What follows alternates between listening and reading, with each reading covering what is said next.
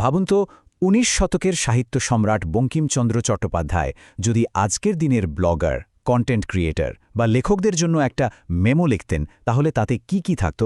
চলুন আজ আমরা বঙ্কিমচন্দ্রের সেই চিরকালীন পরামর্শগুলো নিয়েই কথা বলবো।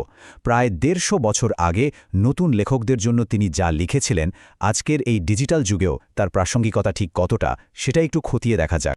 তো এই পুরো আলোচনায় আমরা মূলত ৬টা দিক দেখব। প্রথমে লেখার পেছনের মূল দর্শনটা কি সেটা জানব, তারপর দেখব একজন লেখকের আসল উদ্দেশ্য কি হওয়া উচিত, এরপর আসবে নৈতিকতার প্রশ্ন, লেখার কিছু গোপন কৌশল, আর সবশেষে সরলতার গুরুত্ব। আর একদম শেষে বোঝার চেষ্টা করব আজকের দিনে এই সব উপদেশের তাৎপর্য ঠিক কোথায়। তাহলে শুরু করা যাক। দেখুন, বঙ্কিমচন্দ্রের পরামর্শগুলো কিন্তু শুধু কয়েকটা নিয়মকানুনের তালিকা নয়, এটা আসলে একটা সম্পূর্ণ দর্শন। এমন একটা দর্শন যে একটা অর্থবহ আর দীর্ঘস্থায়ী কাজ তৈরি করার পথ দেখায়, তা সে ১৯ শতক হোক বা আজকের এই কন্টেন্টে ভরপুর যুগই হোক। আচ্ছা, প্রথমেই আসা যাক একদম মূল প্রশ্নটায়। একজন লেখক কেন লিখবেন? তার লেখার আসল উদ্দেশ্যটা কী হওয়া উচিত? বঙ্কিমচন্দ্র কিন্তু বিষয়টাকে খ্যাতি বা অর্থ এই সব কিছুর অনেক উপরে স্থান দিয়েছেন। চলুন তার ভাবনাটা একটু জেনে নেওয়া যাক। বঙ্কিমচন্দ্র কিন্তু শুরুতেই একদম সোজাসাপটা কথা বলেছেন। তার মতে, যশের জন্য লিখলে যশও হবে না, লেখাও ভালো হবে না, আবার টাকার জন্য লিখলেও সেই একই ফল। কারণটা কি?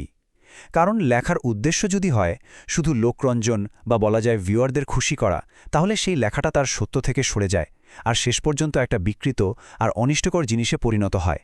তাহলে সঠিক কারণটা কি? তিনি বলছেন, যদি মনে হয় যে লেখার মাধ্যমে দেশ বা মানুষের কোনো মঙ্গল করা সম্ভব অথবা সত্যিকারের কোনো সৌন্দর্য সৃষ্টি করা সম্ভব, একমাত্র তখনই কলম ধরা উচিত। এর বাইরে অন্য কিছু ভাবাটা তার কাছে এক ধরনের নিচু ব্যবসা ছাড়া আর কিছুই না। লেখার উদ্দেশ্যটা তো না হয় বোঝা গেল, কিন্তু লেখকের কি কোনো নৈতিক দায়িত্ব থাকে না? বঙ্কিমচন্দ্রের মতে অবশ্যই থাকে। চলুন এবার সেই নৈতিক কোড বা অলঙ্ঘনীয় নীতিগুলোর দিকে নজর দেয়া যাক, যা একজন লেখকের কাজের মূল ভিত্তি হওয়া উচিত।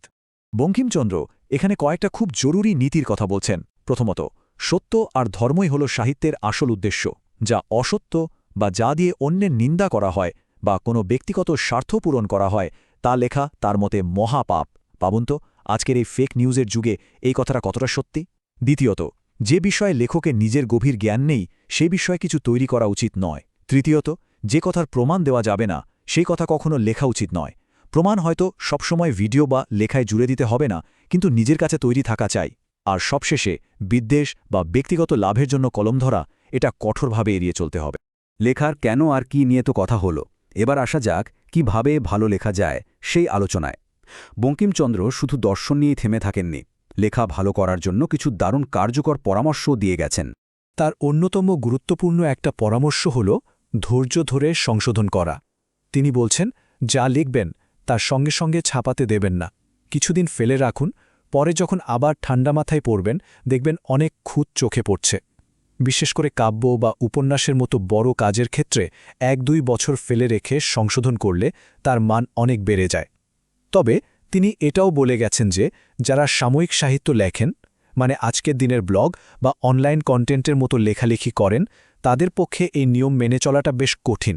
আর ঠিক এই কারণেই এই ধরনের লেখা লেখকের জন্য অবনতিকর হয়ে উঠতে পারে।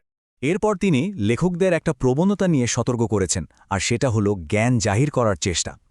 তার মতে, আসল জ্ঞান থাকলে তার লেখায় বা কথায় স্বাভাবিকভাবেই ফুটে ওঠে, আলাদা করে দেখানোর চেষ্টা করতে হয় না। একবার ভাবুন তো, আজকের দিনে কোনো লেখায় বা ভিডিওতে অপ্রয়োজনে কঠিন কঠিন শব্দ ব্যবহার করা বা এমন কোনো বিষয় কোটেশন দেওয়া যা নিয়ে বক্তা বা লেখক নিজে ভালো করে জানেনই না, বঙ্কিমচন্দ্র কিন্তু ঠিক এই অভ্যাসটার বিরুদ্ধেই বলে গেছেন।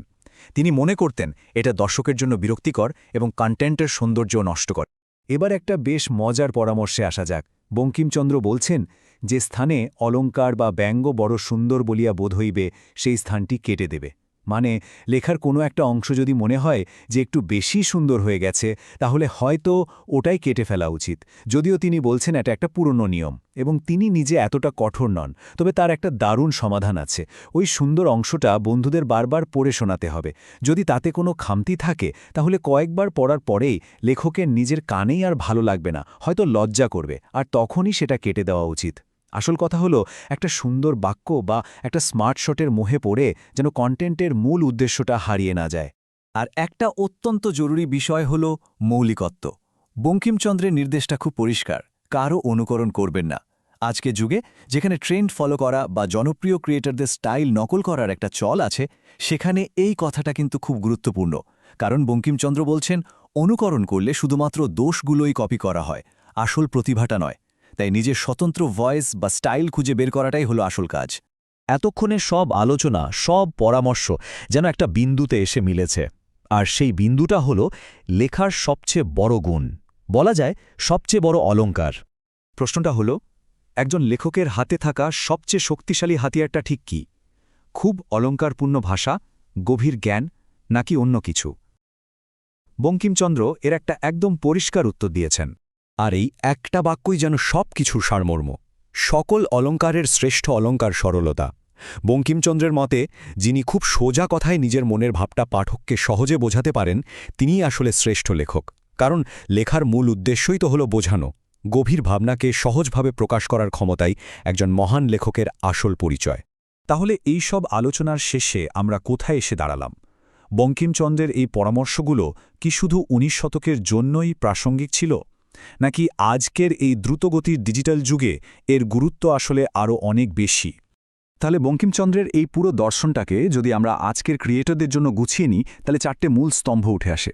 প্রথমটা হলো উদ্দেশ্য নিয়ে কাজ করা, মানে ভিউ বা টাকার ঊর্ধ্বে উঠে কিছু সৃষ্টি করা। দ্বিতীয়টা হলো সততা বজায় রাখা, অর্থাৎ যা বলছেন বা লিখছেন তার প্রতি সৎ থাকা। এর পাশাপাশি তিনি জোর দিয়েছেন নিজের শিল্পে দক্ষতা অর্জনের উপর, মানে ধৈর্য ধরে কাজকে আরও নিখুঁত করে তোলা। এবং সবচেয়ে গুরুত্বপূর্ণ, সরলতাকে গ্রহণ করা। এই স্তম্ভগুলো আজকের যে কোনো কন্টেন্ট ক্রিয়েটরের জন্য একটা চিরন্তন গাইডবুক হতে পারে। সবশেষে একটা প্রশ্ন থেকে যায়, আজকের এই এআই আর ইনস্ট্যান্ট কন্টেন্টের যুগে যেখানে লেখা তৈরি করতে হয়তো কয়েক সেকেন্ড সময় লাগে, সেখানে লেখার পেছনে মানুষের উদ্দেশ্য, তার সততা আর সরলতার এই আহ্বান, এই জিনিসগুলোর প্রয়োজন কি আগের চেয়েও অনেক বেশি জরুরি হয়ে পড়েনি? এটা একটা ভাবনার বিষয়।